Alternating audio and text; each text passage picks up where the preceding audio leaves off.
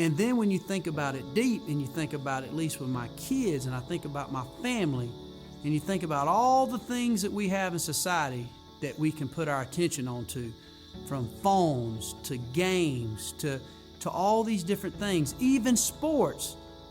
When have you ever heard somebody say, look back 30 years and say, man, that was the best day of sitting inside of playing a video game I ever had?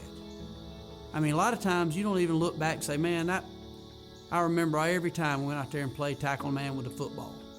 And I'm all for being outside, but you can remember that big bass you caught. You can always remember that turkey that gobbled, that come in at 20 yards and maybe you missed and got away. You can always remember that first deer with a gun or a bow.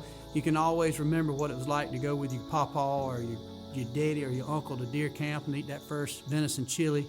So if we think about it, some of the simplest things that we could ever do for therapy and to bond as a family, and I know it's been important to me, is just simply get outside and hunt and fish.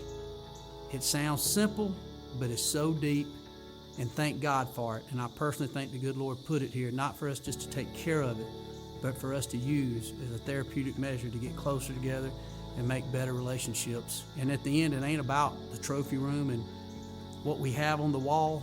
It's about the trophies that we made in relationships and memories and those friends, because my biggest fear in life would be a big dusty trophy room and look at these animals that I took. If I can't remember who I took them with and those times that we shared together wasn't meaningful, these dusty dead animals don't mean nothing. So the trophies and the relationship and the memories we make and the times and these tough times that the outdoors gets us through, that is what has meant the most to me about hunting and fishing, by far.